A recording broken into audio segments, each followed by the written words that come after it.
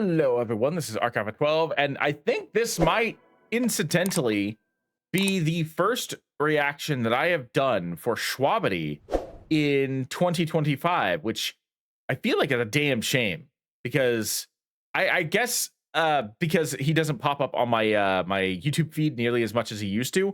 Um, Shwabadi kind of got pushed to the wayside. It's not that I forgot about him; I just forgot to check. Like, I still listen to his songs all the time, but like I legitimately forgot to go check to see what he's released. Because of that, if there are any Shwabadi songs that you guys know of that have come out in the last like 9 or 10 months that you want me to react to, please let me know in the comments below so I can get to them, because obviously I'm a slacker. I have fallen behind on my regular rotation of like trying to analyze things, and I need to do some investigative journalism. I need to get down to the nitty gritty and try and uncover these lost gems that I've forgotten about. I've already got a few requests, and I promise I will get to them. Just it has to be in a timely manner because I am very limited on exactly how much time I have throughout the week. But today we're going to be getting to the Knights of Guinevere song by ASTRSK, Shwabadi, and anoravt called "Save Me." If you guys haven't seen my reaction to Knights of Guinevere pilot, then you can check that out. It's going to be at the end card of this. I said in that reaction that I might throw it up on my Patreon. I probably still will. I just haven't done it yet. So, but it is up here on YouTube.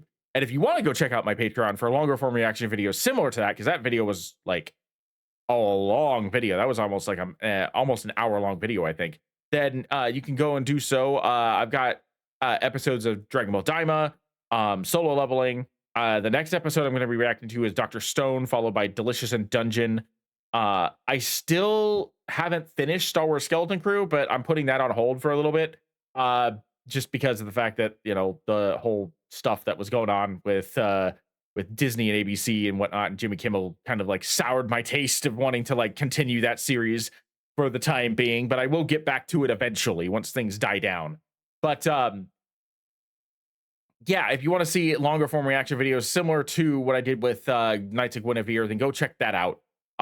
It'll be, like I said, at the end card at the end of this video. But for now, let's get to Shwabadi. Let's get him on my rotation again and see what they decided to cook up today for Knights of Guinevere.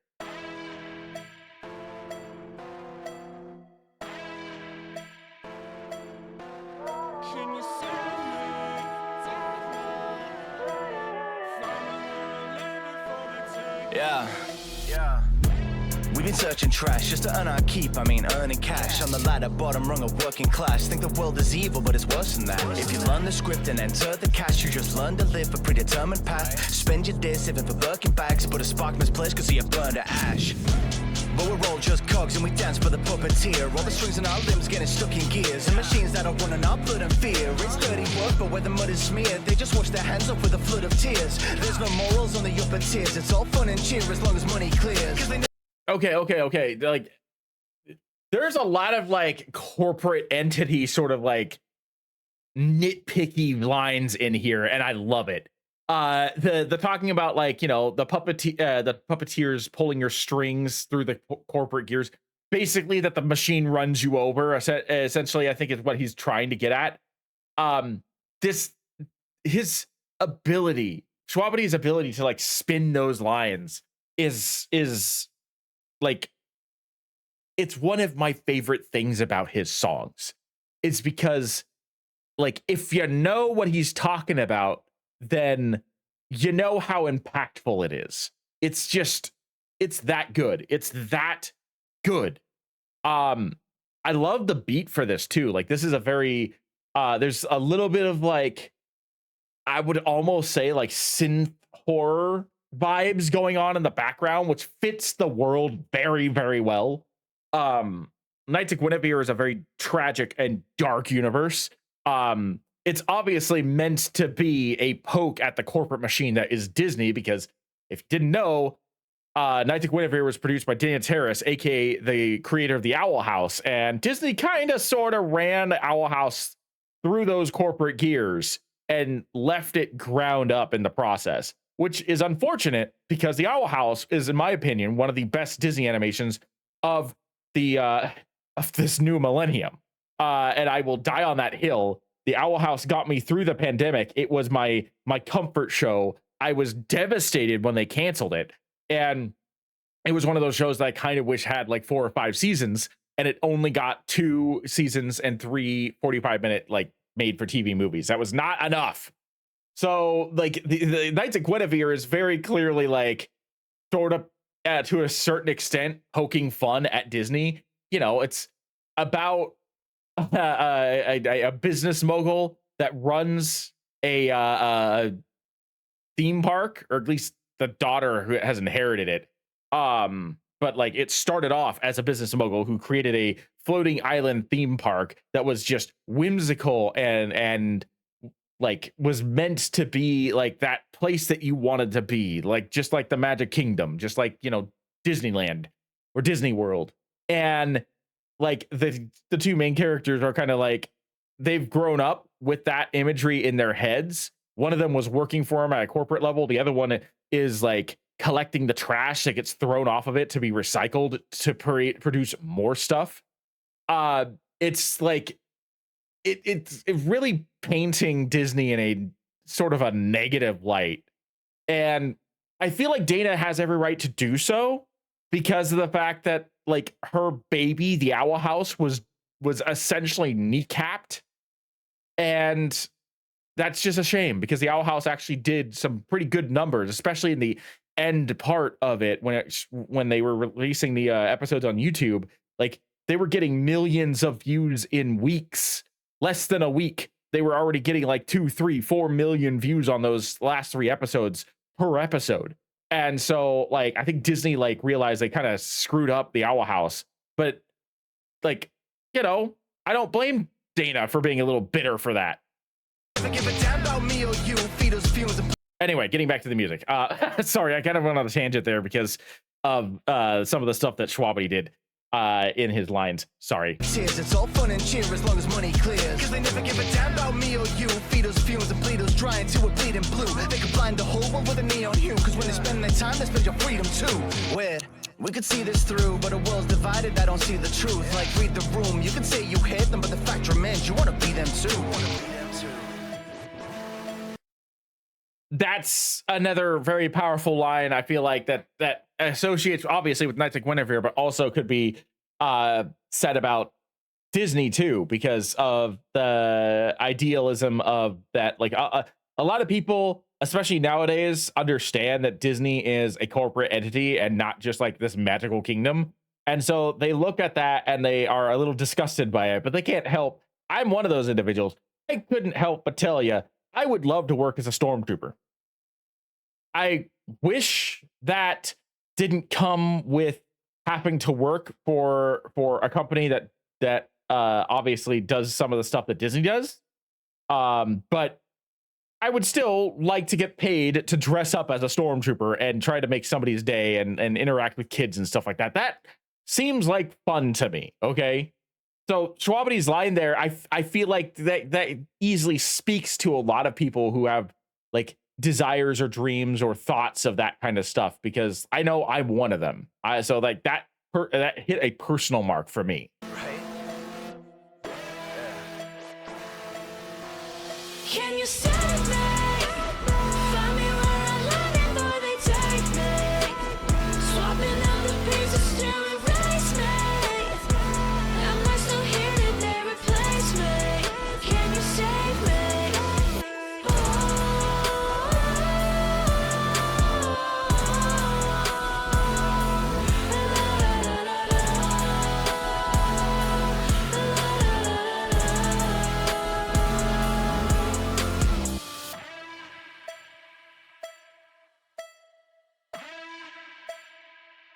Yeah, zero tired of the system. Working real hard but repeating the rhythm. Getting real far by keeping tradition. Fiddle on your thumbs while you dope till sickened. Say you're too tired for resistance, but I won't start with them grieving a vision. Know I got heart cause I'm seeking a mission. Middle fingers up, if it's broke I'll fix them. Living every day, grabbing hold of a memory. So much that I pray that a throne is my destiny. destiny. Crackers getting paid like it's gold by the enemy, but I can't hate when my goals their identity. I just want a legacy, proving I can make good droid with its empathy, teaching kids to play with toys like it's therapy, dressed in accessories. Whatever happened to you can be anything. Okay, again, that that points at so many different things. That line specifically, but like most of the bars, I don't even know, was that Asterisk or was that anoravt? I'm not 100% sure as to who that was. Oh, and Nina Hope was on here too. Cool.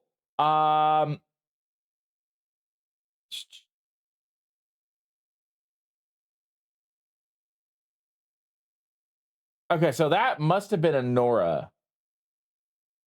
Because it says voice, or it says vocals are Shwabadi, Asterisk, and anoravt, with extra vocals being Nina Hope. So it looks like Asterisk may have contributed to like the chorus and maybe backup vocals, but other than that, it doesn't look like Asterisk actually has a part in this, which is, that's fair. They obviously are doing a pretty decent job of amplifying Anora and Shwabadi's like personal vocals there too. But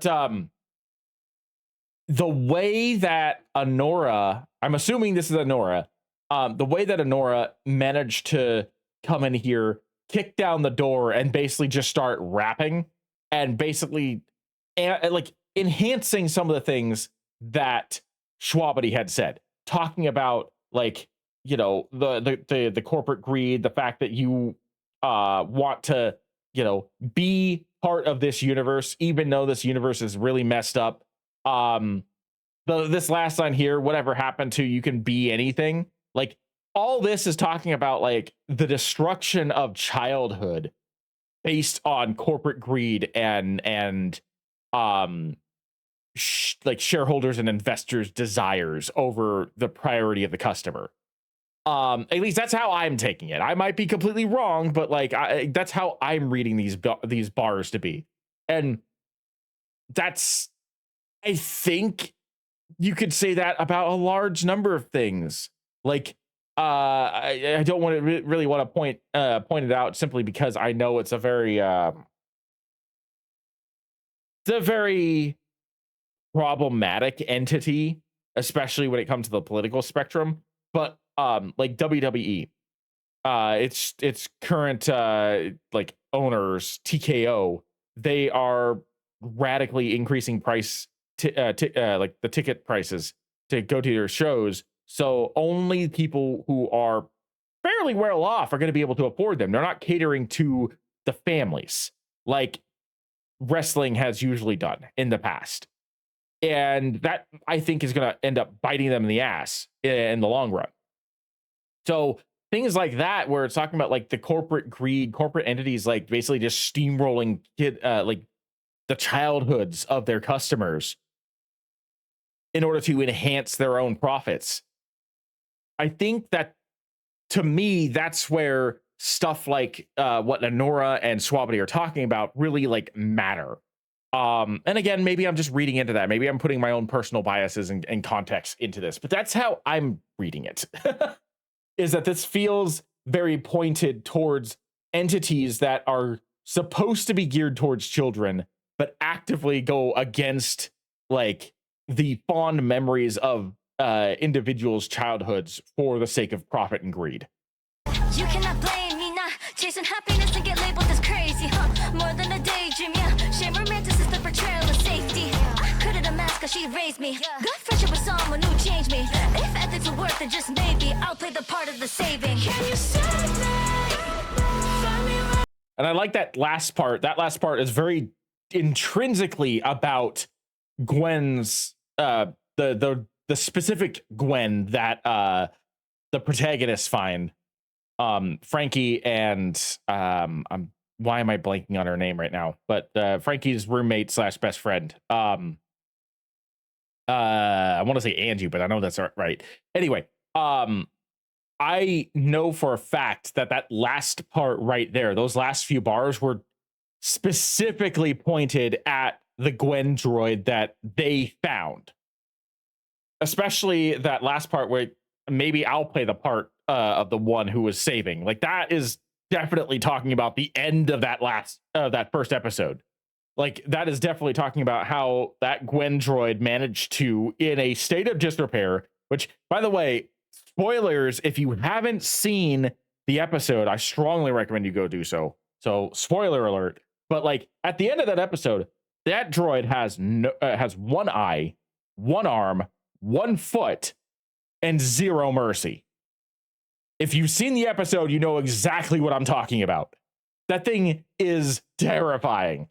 And I get the feeling that that was a perfect bar to represent that particular thing that happened during the show. Swapping out the pieces to erase me. Am I still here? Did they replace me? Can you see me? Can you save me? Find me where I left before they take me. Swapping out the pieces to erase me. Am I still here? Did they replace me? Can you save me?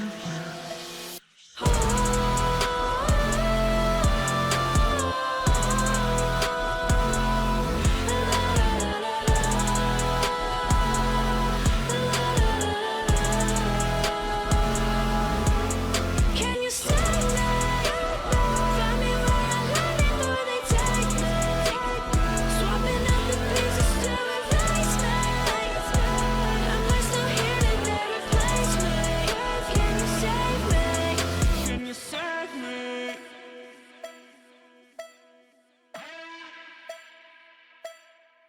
That was a really cool song.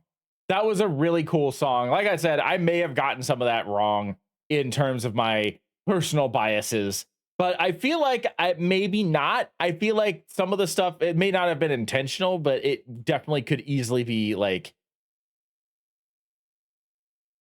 like the parallels could be drawn to reflect what I was saying compared to what they were singing about. I know like the stuff that's going on around like the internal politics. I know some of it, of what was going around when Dana decided to split from Disney and start making Knights of Guinevere. I know some of it because Dana herself has like gone on record and talked about it. Without actually like pointing fingers, you could tell, you know what I mean? You just you know what she's referring to. So I get the feeling that I'm not too far off the mark when it comes to some of that stuff. And I hope I'm correct about like the associations that I drew. But you know, if Shwabadi or Asterisk or anoravt see this, then maybe they can clarify things a little bit, because maybe I am inflicting my personal bias on this, on the cancellation of the Owl House and the way that Disney treated that property. And maybe I'm inflicting that personal bias onto my interpretation of these lyrics. I don't know. But anyway, that's going to be it for me. Thank you for joining me. I am Markov 12, and I will see you in the next video.